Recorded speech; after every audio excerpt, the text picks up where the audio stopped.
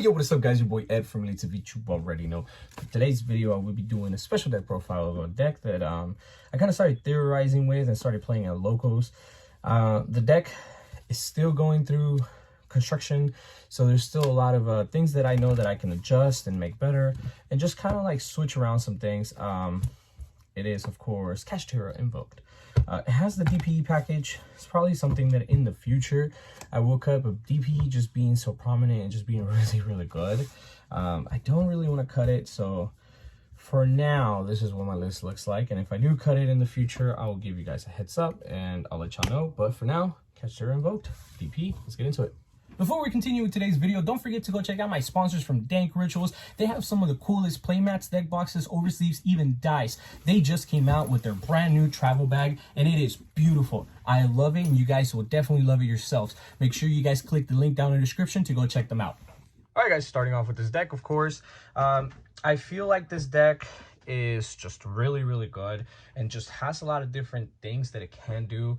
One of the things about the deck right now currently is that I don't have the ability to play like too many XCs or too many fusions because I'm kind of like almost down to the middle. But I do start off with, of course, a really big Kashtira package because it's like a whole Kashtira deck, of course, but it is 3 Fenrir. Fenrir just being not the best, but the second best Kashtira monster in the deck, being followed by, of course, your boy Unicorn. Unicorn too good. I really think that Unicorn is straight up just the 1-card combo, and I think this is really what actually makes the deck so good. I used to think that like maybe Unicorn could have been the more expensive card out of the deck, where like I thought Unicorn could have been more expensive than Fenrir, but Fenrir's effect, where like a monster activates effect and then he can new chain activate and then banish, makes it so good. Continuing on, a lot of people aren't playing double Rice Heart, but I am. Double Rice Heart, I think Rice Heart is just it's just really good because you can use them for your go first combo, and then you can use them as a follow-up and get another one going. And one of the things that a lot of people have had issues with, where like they'll flip him and then they'll use the effect or something, and then that's not how that works. Or they'll follow up, use the effect. That's not how that works. It's on if it's that turn where if he was normaled or specialed, of course. So a lot of people have to really kind of use that as a learning curve, because I've caught a couple of people not doing it right. Continuing on, this guy is disgusting. I actually kind of really want to play a second one of his, and if maybe I was playing a more pure of a build, I probably would, because he's just kind of like a free summon. But the thing is that why I haven't played a second one, it's because yes, he is a free summon, but then there is those times where you just don't open up anything that you can or want to banish, and it's just kind of like, dang, dude, you know, like you have to really use them on combo. And I don't know, like so far one is fine. The one card that I do actually not like as much, and there is a small combo with this card, is Kashtira Ogre. I'm not really a big fan of him. I hate opening him up, because if you open him up in like one of the other ones, like if you special this, I mean, you get to choose either this or this. Let's say you open them both of them, it's just like crazy.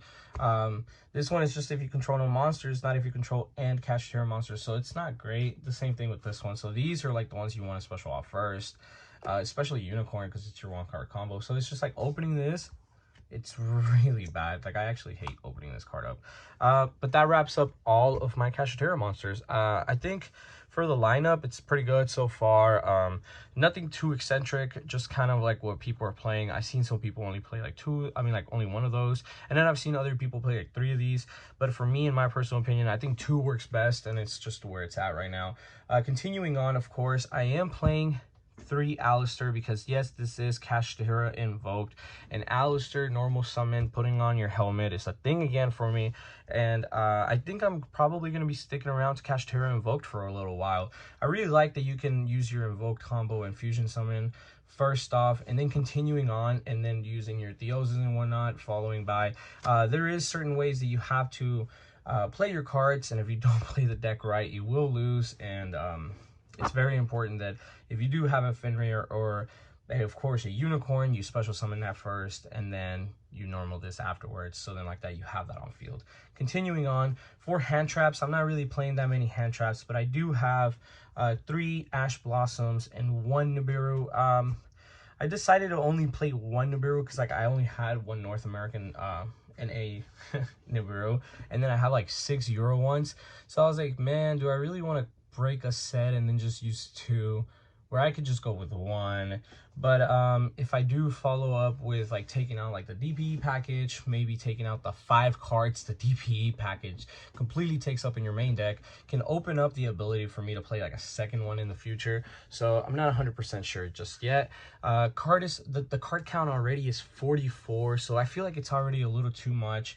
But yeah, that's kind of where I'm at right now. So continuing on, of course, I have Dasher and Celestial, just 2 cards that just pair up really well with the Fusion Destiny package, of course.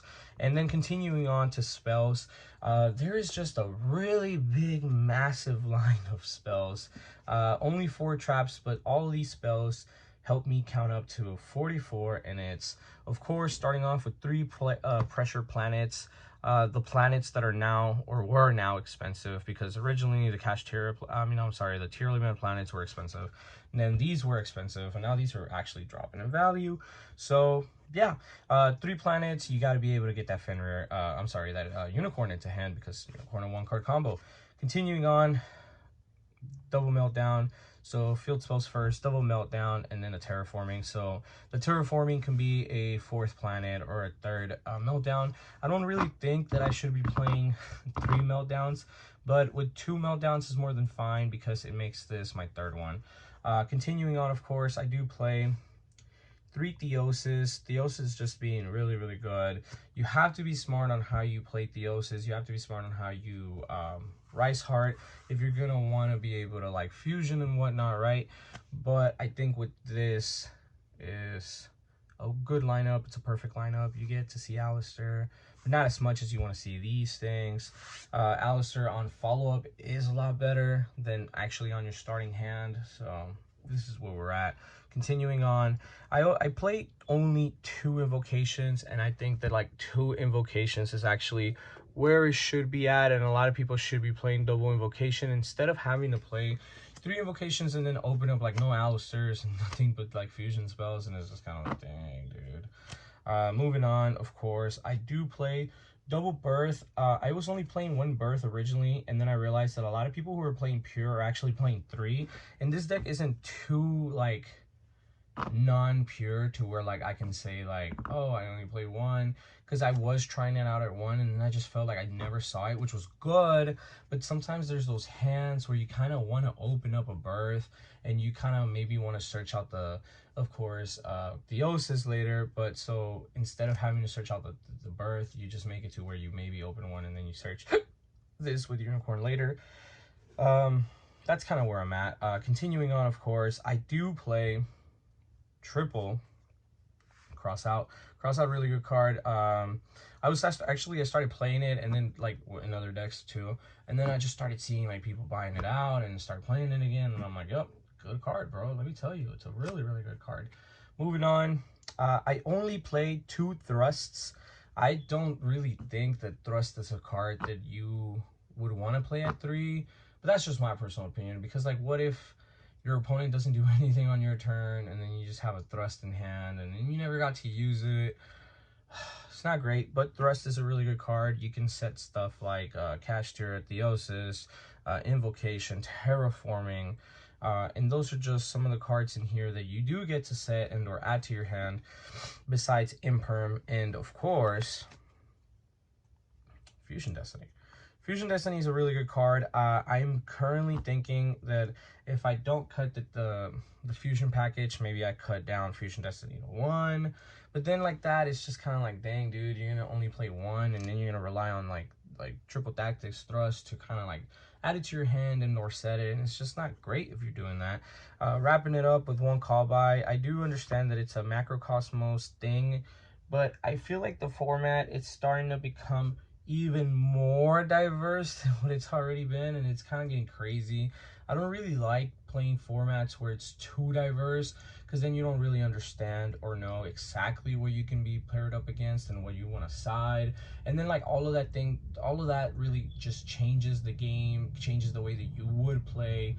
So I feel like you maybe want to play in a more kind of like, not really a triangle format, but, you know, kind of more of like a, you know, just maybe 5 meta decks, call it quote unquote tier 1 decks, or just meta decks that are just kind of like all taking up a spot. Just a 5-way tournament, like just a 5-way kind of like meta. Continuing on, I do play the one Big Bang. No preparations here. I didn't feel like it was necessary. And then of course 3 Imperms. I don't think Imperm is super great. Like, it's definitely not the card that like people are all like trying to like, you know, hand trap people with, and it's not where like people would want it to be at. Like, it's not everywhere. But I do think that if you play some rogue decks and you just so happen to hand trap them with an Imperm, it does hurt a lot, and it really helps. So moving on to the extra deck. So now the extra deck is a little bit more kind of just everywhere, because I feel like the deck is really nice, but then there's just so much that you can do, and there's just so much that like you can't prep for. And then these are just things that I'm kind of just playing with here. 1 Lingaribo, 1 Almirage, and then 1 Secure Guard now. I am playing Almirage because I like being able to go Almirage and Secure Guard now, and then making Mechaba. And then I do like the idea of having the Almirage for follow-up. I think that's actually really important. Continuing on, that's it for all the links. I do play a Raijin, Purgatrio, Mechaba, and of course Algides for my Invoked fusion summons. I was actually thinking about cutting Algides because I haven't had the opportunity for an Algides to be actually summoned, and I do stream most of my matches right now, so whatever I'm playing and whoever I'm playing against is mostly streamed anytime that I go to locals. But I just think that of course Algides is just really good, and I just can't afford to cut it. Even if I'm not using it at the moment, I can't afford to cut it, because what if the situation does arise and it's just like you get to actually guide somebody. DPE for DPE, and that's it for all the fusions. The rest of the stuff is going to be kind of more or less for Kashtira stuff. This is of course for when they give you Ibli. But I do also play, by the way, let me wrap this up with 1 Synchro. So I do have Links, Fusion, Synchros, and Xyz here. But yeah, I play this guy because if I don't have Alistair and I have a Kashtira and nothing else, and then like nothing that really helps me, like a bunch of hand traps, I can just normal an Ash with a Kashtira and then Baron my way through things, right? Continuing on, I play the 1 Zeus. Alright guys, before we continue with today's video, I wanted to make sure that you guys knew about my newest giveaway, which is for this BLS Funko Pop. I am very excited to announce that at 2,900 subscribers, I will be giving away this pop. There is a video already up on my channel. The link will be down in the description. Make sure you guys go comment, I want the BLS pop, I want the BLS, in order for you guys to be able to enter this giveaway. Thank you. Alright, so continuing on with the rest of the extra deck, of course, I do play the 1 Zeus. Zeus also hasn't came up for me just yet, but it's the same thing as like Algides. Like, if I ever were to need to have it, I have the ability to make it. I also do tend to make Big Eye whenever it's like more convenient. So sometimes I don't know, man. Like, I just don't think that the Zeus is too necessary, because Big Eye then can't attack, and of course there's the Big Eye. I like the deck. The deck is good, but I'm not sure about Zeus, Algides, maybe even, you know, Baron. There's just things that you can definitely make this, you can use to make this your own, and I think that Zeus is definitely one of those cards. Continuing on, 1 Diablosis or whatever, the Diablo card, number 89, good card. I like it a lot. You only need 1 in this build. 1 Rice Heart. A Rice Heart, really good. It's kind of hard to pull right now. I haven't been able to pull any. Shout out to Kashtira because he just pulled 1 today, and I'm trying to steal it from him. And then double Shangri-Ira. Shangri-Ira belongs to a 5-zone lock combo that I just recently learned. So that's the reason why you have to do double. But if not, only one of them is really necessary in your deck if you're not gonna 5-lock your opponent, 5-zone lock your opponent. But yeah, that seems to be it for my extra deck. I hope you guys enjoyed. Side deck doesn't really matter. I don't ever think that side deck ever matters to show unless you and I go to like the same locals, and then like that you can definitely kind of see how I play or what I play for specific locals. You have to be able to read the room. You kind of have to see what everybody else is playing for you to be able to side properly. Or I mean, like, honestly, most of the time my side changes depending on the locals that I go to, because sometimes I go to like locals where there's like a bunch of like Drytron players, and then like, you know, Droll and Lockbird is always going to be my side there and stuff like that. But yeah, thank you all for watching, and I'll see you guys on the next video. Thank you for making it to the end of the video. Don't forget that I have a Facebook group called YuGiOh Elite Savij. If you guys want to join us, all you got to do is just click the link down in the description. Please don't forget to like, comment, share, and subscribe to join our Elite Savij family. And I'll see you guys on the next video.